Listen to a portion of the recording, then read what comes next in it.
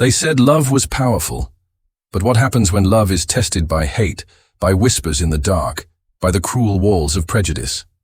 Tonight, you will hear a story that begins with a single warning, a shout that stopped a man in his tracks, and a choice that changed lives forever. This isn't just a story of a couple. It's a story of courage, of pain, and of hope in the face of racism. Stay with me, because what you're about to witness will stay with you long after this video ends. Like, share, and subscribe, because these stories deserve to be heard. The air inside the company's parking lot was unusually heavy that afternoon, like a storm waiting to break. People rushed to their cars, phones pressed to their ears, lost in their own worlds, except for one boy. A young boy with worn-out sneakers and a face too young to carry so much fear. He ran across the pavement, his voice sharp enough to slice through the noise. "Don't get in the car!" His scream froze the CEO in mid-step. Everyone turned. Some laughed nervously, others frowned, but no one moved. For a split second, it seemed ridiculous. A cleaner's son yelling at one of the most powerful men in the city. But there was something in that child's voice, something raw, something urgent. The CEO's hand hovered on the car door handle. His driver looked back, confused. Secretaries whispered, guards stiffened. The boy's chest heaved as if he'd been running for miles. His eyes burned, locked on the CEO's, carrying a message no one else seemed to understand. Then came the words that silenced the whole parking lot. "They don't want you in that car. Because of what you look like. Because of who you stand with." The CEO blinked, caught between anger and disbelief. What was this child talking about? Racism? Hatred? Or was it just a desperate trick from a cleaner's family struggling to be noticed? But the boy wasn't shaking for attention. His small hands trembled like someone holding on to truth too dangerous to speak out loud. A truth he had no choice but to scream before it crushed him. Around them, silence grew colder. The staff who once smirked now avoided eye contact. The cleaner, the boy's mother, stood frozen near the building entrance, torn between shame and terror. She had told her son to stay quiet, to keep his head down, to survive. But today, he refused. Because he had seen something, heard something. A conversation not meant for his ears. A plan whispered in corners where no one thought a child might be sweeping floors. And that plan could cost the CEO more than his pride. It could cost him his life, or worse, expose the rot at the very heart of his empire. The CEO's fingers tightened on the car door. For a man used to control, this was unbearable. Should he dismiss it as childish nonsense? Or take the warning seriously, risking his reputation and everything he thought he knew about the people closest to him? Every second stretched longer, the weight of the boy's warning pressing down on everyone watching. The truth hung in the air like a knife, sharp, invisible, impossible to ignore. And in that moment, one decision stood between safety and disaster. The question was simple. Would he listen to the voice of a child dismissed by society, or step into a trap built by the people he trusted most? Morning sunlight spilled through the blinds of a modest apartment in the heart of the city. It wasn't luxurious, no marble floors or gold chandeliers, but it carried the warmth of something far richer: love. The kitchen smelled faintly of coffee, burnt toast, and lavender-scented dish soap. And at the center of it all were two people who, by all logic of this world, should never have found each other. Ethan was a black man in his late 20s, tall, broad-shouldered, with a quiet strength that didn't need to announce itself. His laugh filled the room like music, though he didn't use it often. A man of few words, he carried his battles deep inside, but his eyes, dark, steady, searching, always revealed more than he said. Across the table sat Claire, a white woman with fiery red hair pulled into a messy bun, freckles dotting her face like sunlight splashed across pale skin. She wasn't the kind of beauty that turned heads on crowded streets, but she carried something better, an authenticity that made her glow. When she smiled at Ethan, the world softened. They were opposites in so many ways. Ethan grew up on the edge of poverty, raised by a mother who worked as a cleaner, scrubbing offices at midnight to put food on the table. He'd learned early how cruel the world could be to a boy who looked like him. Claire came from a suburban home, the kind with a trimmed lawn and neighbors who waved politely but whispered behind curtains. She grew up believing in order, in rules, in the safety of fitting in, and yet, somehow, they fit. Their mornings were a dance. Ethan packed his backpack for work at the auto shop, while Claire brushed on makeup before heading to her job at a TO marketing firm. They argued about little things, whether sugar belonged in coffee, whether the bathroom mirror should be wiped down after every shower. But beneath the surface, there was an unshakable tenderness. When Ethan leaned down to kiss Claire's forehead before leaving, her eyes closed as if holding on to something sacred. But outside their apartment, the world wasn't always as kind when they walked down the street hand in hand, people noticed. Most didn't say anything, but glances lingered too long, and whispers trailed behind them like shadows. At the cafe, a cashier's smile faltered when Ethan wrapped his arm around Claire's waist. At the grocery store, an older couple frowned. When Claire leaned her head against his shoulder in line, they tried to laugh it off. Just old-fashioned thinking, Claire would say, forcing brightness into her voice. Ethan, used to sharper edges of prejudice, would simply tighten his grip on her hand, as though protecting her from something invisible. But it wasn't always invisible. Sometimes it was sharp and ugly. A muttered slur from a passing stranger. A family member's forced silence at dinner. A landlord's hesitation before approving their lease. None of it was loud enough to shatter them outright. But it was steady, dripping like water against stone, testing the strength of their foundation. And still, they endured. Because what they had was rare. In quiet moments, when the noise of the world fell away, Ethan would whisper, "You make me feel like I belong." And Claire, tracing the lines of his calloused hands, would answer, "You already do. You just forgot it." But even as love shielded them, a storm was building. They didn't know it yet, but the prejudice that had always lurked in whispers was about to roar into the open, because while Ethan and Claire saw their life as ordinary, a simple love story, others saw it as a challenge, a threat, something that didn't fit into the world they wanted to preserve. And those people were closer than either of them imagined. The cracks were already forming. At Claire's office, a senior manager made a passing joke about dating outside the family tree. She laughed weakly, pretending not to notice the way her stomach nodded. At Ethan's job, a coworker asked, "So when's she gonna get tired of playing rebel and go back to her type?" Ethan said nothing, jaw tight. But that night, he gripped Claire's hand just a little harder in his sleep. They thought they could withstand it, that their bubble of love was strong enough. But every storm starts with a whisper of wind, and soon, one single warning, shouted in desperation by a child who saw more than any adult dared admit, would rip open the truth they had been trying to ignore. Because what started as sideways glances and quiet insults was about to turn into something much darker. It began with whispers, then it turned into stares. But soon, it wasn't so quiet anymore.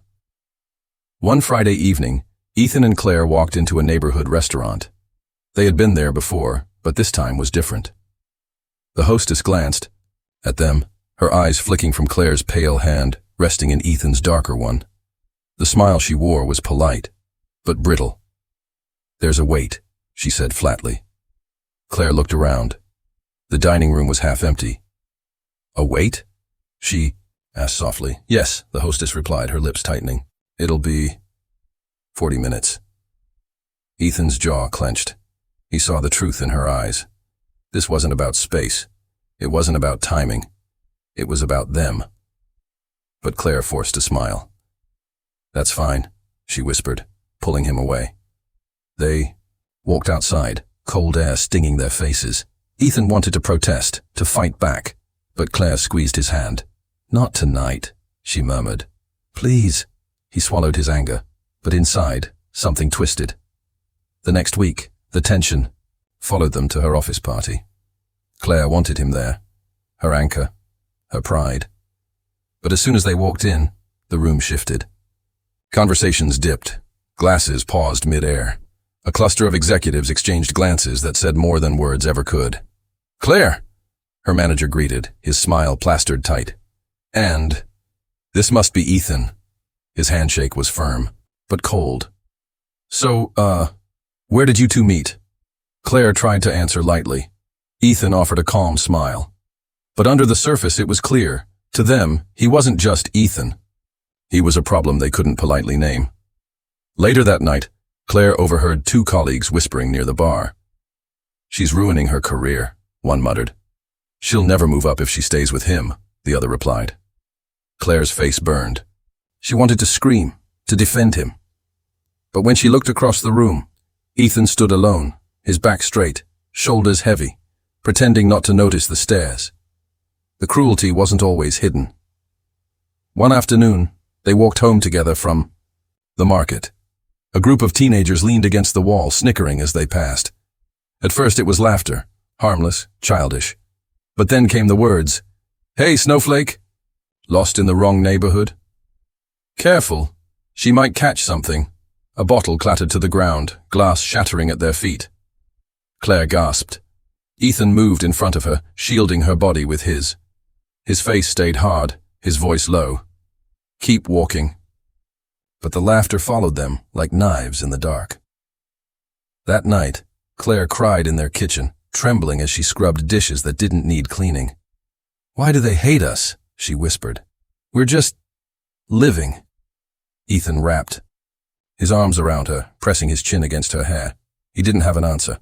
All he could say was, "Because love makes them see what they're afraid of." The breaking point came one Sunday morning. They were at church, a place Claire had grown up believing was safe, sacred. They sat quietly in the wooden pew, fingers entwined, when the sermon shifted.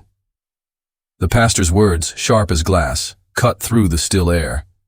God made us to follow his design, to stay within our boundaries, to not mix what was never meant to be mixed.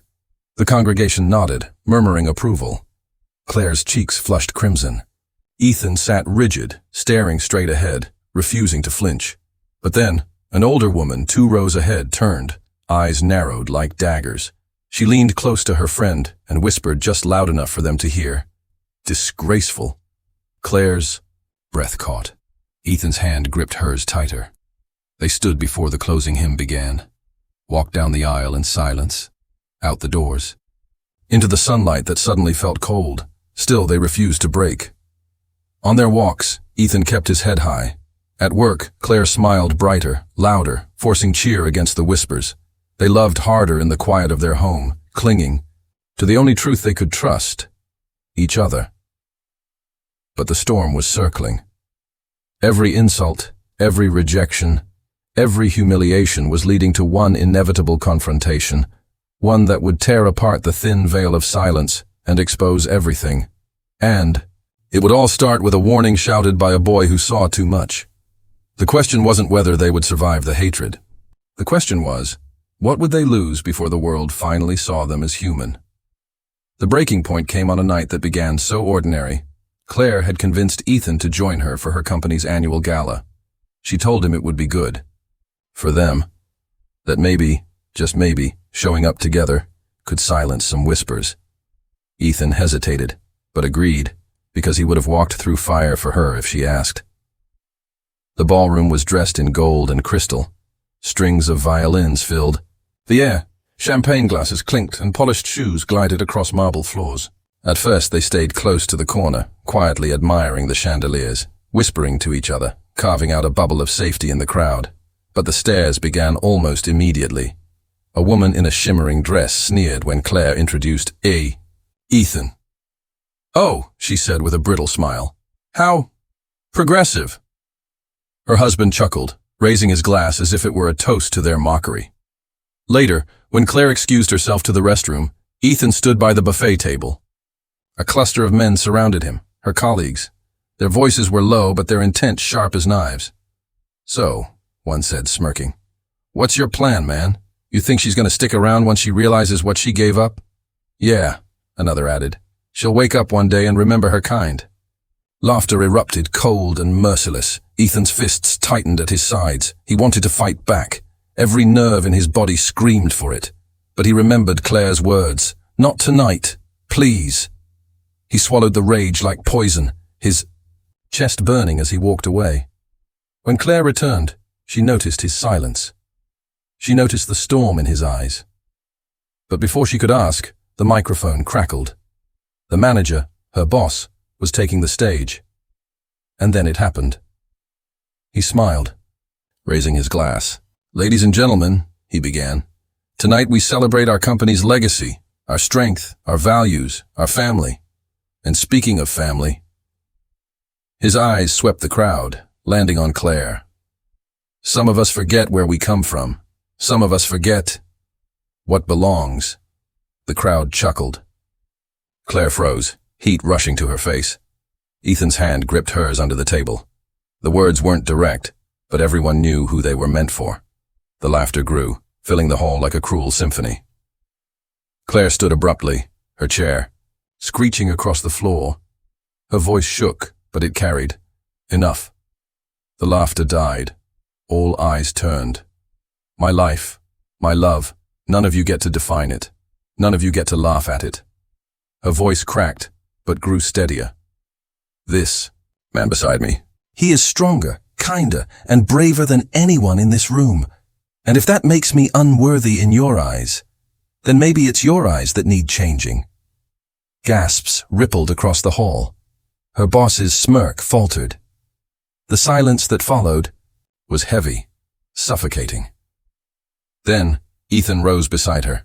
His voice was low, steady, unshakable. "You can laugh at me. You can insult me. You can whisper about me in your corners. But you will never break us. And you will never define who I am." They... Room was frozen. The power shifted. For once, it wasn't the crowd controlling the narrative. It was them. Claire's hand found his, and together they walked out. The sound of their footsteps echoed against marble like a drumbeat of defiance. But as the doors closed behind them, Ethan's chest heaved.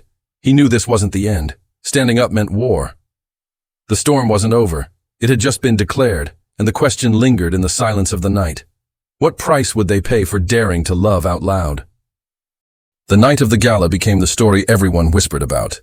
Some mocked, some judged, but others, quietly, secretly, admired. Because in a room filled with polished shoes and crystal glasses, two voices cut louder than all the laughter. Ethan and Claire walked out hand in hand into the cool night air, their breaths sharp in the darkness. They didn't speak much on the way home. Words weren't enough to hold the weight of what had just happened. But their silence was not defeat. It was survival. It was strength. In the weeks that followed, the ripples spread. Claire's boss never mentioned the gala again. But suddenly, meetings she once led were reassigned. Projects she had been promised slipped quietly into others' hands. The message was clear. Her defiance had cost her. And yet, Claire didn't regret it. "I'd rather stand with truth than kneel for acceptance," she told Ethan one night, her voice steady despite the tears in her eyes. Ethan faced his own battles. At the auto shop, the whispers grew bolder. One man muttered, "He thinks he's better than us now," while another laughed, "Guess he's too good for his own people." Racism wore different masks, but it all carried the same poison. Still, Ethan worked harder, stayed later, proved his worth not through words but through grit. And slowly, painfully, those who mocked him began to see what his partner already knew, that strength isn't in the color of skin, but in the character of a man. Then something unexpected happened. The boy who had once shouted in the parking, Lot, the cleaner's son, became part of their story again. His warning had saved Ethan once, and his courage did not go unnoticed. When others dismissed him, Ethan saw himself in the boy, young, silenced, desperate to be heard. So Ethan began, mentoring him, teaching him small things, how to fix a bicycle chain, how to stand tall when the world wanted you small, how to believe in yourself even when others didn't.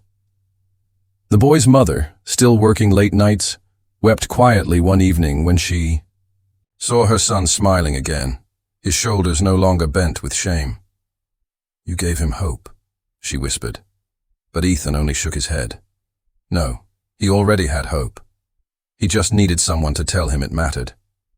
And slowly, like dawn breaking after a long night, change began to show. At Claire's office, a younger employee, a woman of color, approached her timidly. "I saw what you did that night," she said. "You don't know how much it meant. To me." Claire realized then that her stand had not been in vain.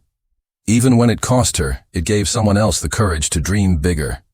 At church, whispers still followed them. But others, quietly at first, started to smile when they walked, and one elderly man shook Ethan's hand after service. "Took me too long to learn," he said softly. "But love is love, and I respect you." Life didn't suddenly become perfect. The world didn't flip overnight. Prejudice lingered, like stains that never fully wash out. But Ethan and Claire no longer lived for approval. They lived for each other, for the truth they had fought to protect. Their love became their protest, their unity, their weapon. And years later, when they stood together on their wedding day, the same people who once whispered against them sat in the pews, watching in silence as they spoke vows not just of love, but of defiance, of survival, of hope. Ethan's mother wept. Claire's father, who once couldn't bring himself to look Ethan in the eye, stood to give a speech. His voice cracked as he admitted, "I was wrong. I let fear make me blind. But tonight, watching you both, I see what love can do. And I want the world you build to be the one I couldn't imagine." Applause filled the hall. This time there was no laughter at their expense, only tears, only smiles, only the quiet breaking of chains that had bound generations. The lesson of their story is not simple. Racism destroys. It destroys families, careers, friendships, even faith. But love, real love, does something stronger. It endures.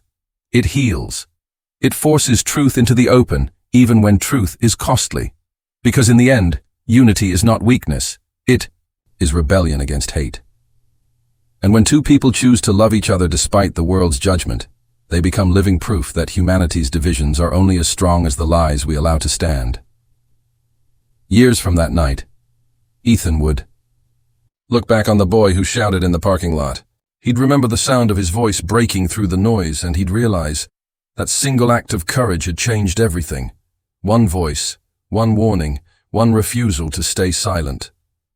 Sometimes that's all it takes to begin the slow work of healing a broken world, and so their story ends not with defeat, not with silence, but with a truth that can't be laughed away, whispered down, or preached against. Love conquers hate. Unity brings healing.